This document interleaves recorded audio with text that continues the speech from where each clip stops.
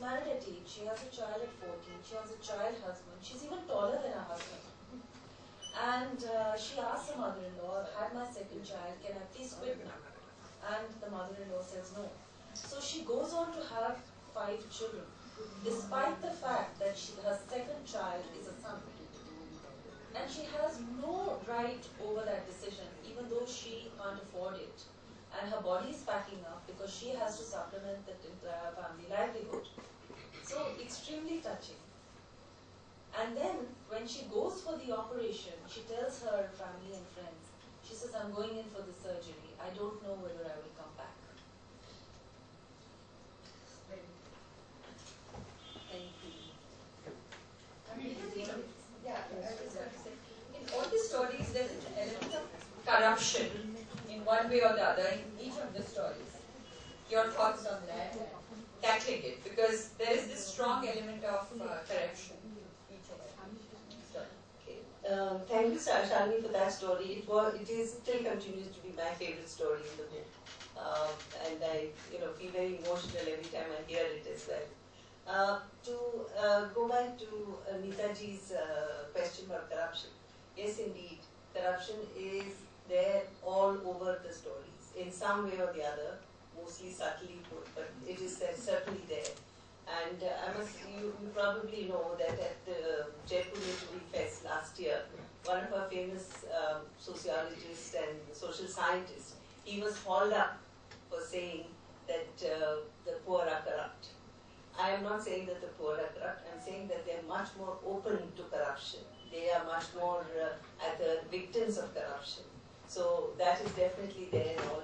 And this is the point. If you are going to make policy changes, you have to make sure that those corruption aspects don't exist for them. Imagine if this whole huge large group of 269 million actually start contributing more to the economy. What will happen? I mean, India will just shoot through the roof. So although this is narrative based, it is full of political economy suggestions all along. And it is for whatever type of reader. If the reader is just wanting to look at the stories for the stories themselves, I'm hoping that they will enjoy those. But if you're looking at it for lessons, I think they're there for sure. And one has to look for them. The one thing that people say is, economists say, is that corruption is a function of scarcity. I don't really, if something is scarce, then people try to get hold of that. And then, they are willing to pay anything for it in order to get that. There's some of that over here, but I think it's also being at the bottom of the ladder. The way you are treated is completely different from which a middle class person would be treated. So this is a plea to let their energies come out and to, let them contribute to the economy as they should. And this is the plea. And then, many of the stories take you. You go to Rajasthan and meet Banwarilal. He's still there. You go to the secretariat area and you say, where is Banwarilal's vendor's cart? They'll point out to you because he's the leader of vendors. And I went and met many of the leaders of the vendors in order to understand what they had gone through. These are real life people who are in these places and they've been through this whole process, and it's interesting to understand from them what had happened. Any other? Sorry, I wanted to say something about what Sonalji had said. So Sonalji said two very important things. One is on skill development, and you are so right. There are so many ways. Only 2% of our workforce is skilled. Only 2%. This is the latest economic survey, 2015. So you can imagine what a gap there is. People are doing all kinds of, service sector jobs, but they don't know how to do it. They don't know how to behave when doing it. So you say, oh my God, this guy came, he's supposed to come at 5 and he came at 10 or whatever. And we are complaining because apart from the technical skill, there is another skill to be learned, which is engaging with your clientele and so on. So there is that kind of thing. And then there are skills which we can all impart in our own ways. As Sonalji was saying that, in her domain, there is, in the whole thing of dance and drama and so on, there's so many people who form part of it in order for a single person to come up and show the wonderful performances. So that is also there. And these stories are about some people skilling others, but in what a difficult and tiresome way. Somebody is learning driving, they're going, they just go to the petrol pump and then pay some money to someone and they will take them on a free ride with the cars which are there for repair and so on. That is the way you learn. Then certainly something more can be done over there. So, yes, you're right about that. And the spirituality, again, you are absolutely bang on, the spiritual aspect, and then they seem so strong because they're fighting for survival, they're fighting for life, and yet there's a compassion in them. But I think I'm being biased in this case and also in this flow community. Somehow I feel women are taskmasters in dealing with different kinds of things altogether. And they're wonderful stories she elaborated. We tend to be extremely, caring about everybody else, and what our priorities are clearly set. I have to do this, but I also have to do this. Therefore, they come out, much stronger as stronger people. I think, because we have been, raised in a culture in our generation, I hope the next generation, Shalini's generation, and others will be able to move forward. We tend to be much more compassionate in, doing multitasking and making sure that everybody's needs are met and so on and so forth. So, and there are rewards in that as well. I keep thinking, my first book I wrote is I was looking after my father who was very ill. He was staying with us for 2 or 3 years. And I really couldn't get out of the house because he was there and I wanted to give my time to him. And then I said, what should I do? And I had all this data with me. So I sat and concentrated on that. And that book would never have been written if I didn't take care of my father. But really. And the second book, I was a little bit isolated after I left Delhi and I was in my own world. I had collected data before, but then I went back and collected data. There again, in my isolation, I was able to, and solitude is a better word, solitude, I was able to concentrate because if I was in Delhi, I would be running around doing consultancies, and having fun, being with colleagues and so on and so forth. I couldn't do that, but I actually ended up. So I see that there are positives in the way the life. Yes.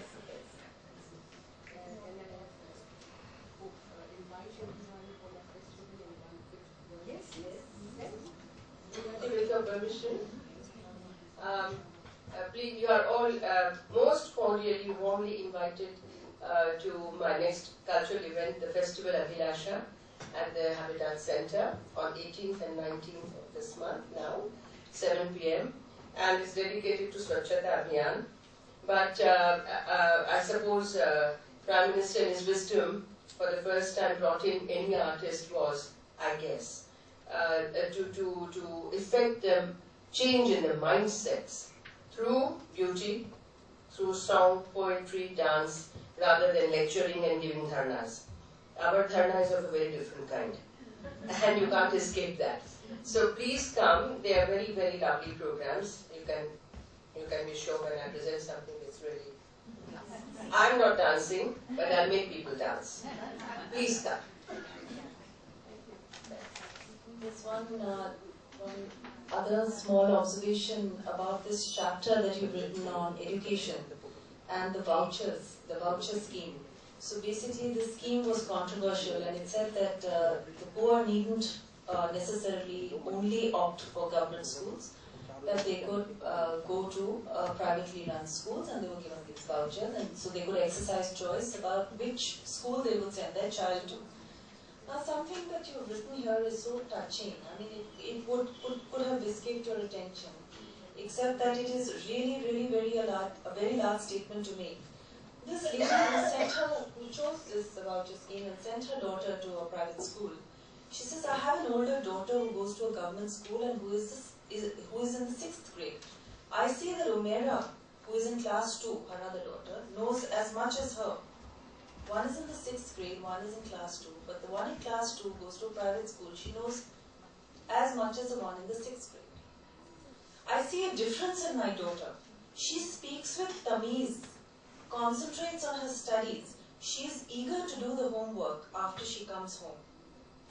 An independent control study and third-party evaluation of voucher students in a similar project in Delhi shows that voucher students perform significantly better than government school students in the learning level achievement tests for Hindi, English and mathematics.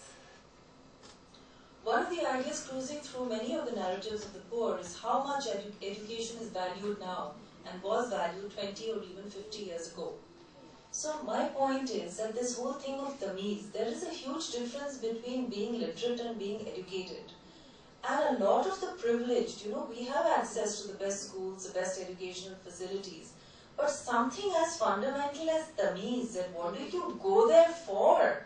Do you go there to learn statistics and to just keep parroting statistics?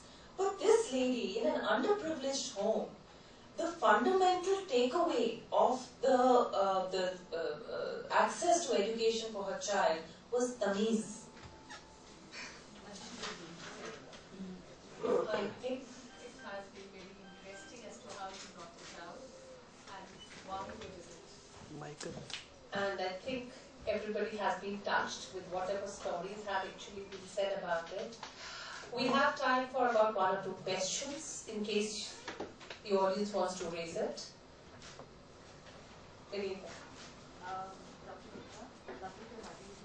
I'm going to buy the book anyway, but I would like to hear it from you. But I'd love to know how it ended for Suman. Well, yes, I would like you to read it, but the interesting part is she had to battle her mother-in-law and her husband for all the years that she had those 2 children. So she ended up with 5 of them, I think, and she had to battle. But when she was ready to go to the hospital, there was this huge thing of lack of communication to the poor. Okay. So she had no idea. Switch on the mic. And what? She had, so the thing is, after she had battled this mother-in-law and the husband to, stop that for her children, eventually when she was ready to go to and have the sterilization done, the kind of environment there was completely dismal. And she was afraid. She said, if I'm going to have this sterilization, she was afraid for her life. Okay. But she said, I have to stop this, otherwise I won't survive. So when she went to the hospital to have the sterilization done, she told her sister with whom she was estranged, she never talked to her for many years because of the estrangement. She told her, please take care of my children if anything happens to me. So there was no confidence in the system of sterilization. We learned recently, what happens in these mass sterilization, and there's no recourse. So this was the thing, but eventually she did have the sterilization done. And but that was at the end of a long journey. She had been protesting as an adolescent mother. She had been protesting as a middle-aged mother, and then when the fertility cycle was almost over, then she got it done. That's what happens in our statistics. Most of our contraceptive thing is by sterilization, which is really sad. And 90%, over 90%, is the female sterilization, whereas male sterilization is much more easier. Another point that was brought out was the fact that you need male consent, you need the consent of the husband. So when she went after her 4th child, she was denied that. Yes. So until her husband consented, this is after her 5th child, he had to go with her. Only then she could get it done. Those are the laws, which actually what your book is bringing forward is not only what is happening, but the government also to sit up and see that what laws you are making, the interpretation that is taking place, the understanding that is happening, and the requirement as per se what you said, difference between education and literacy, and how to actually go forward. So your book will. And you see, it's not just law, but it's also guideline. You might have a law, but the guideline says you should do it like this.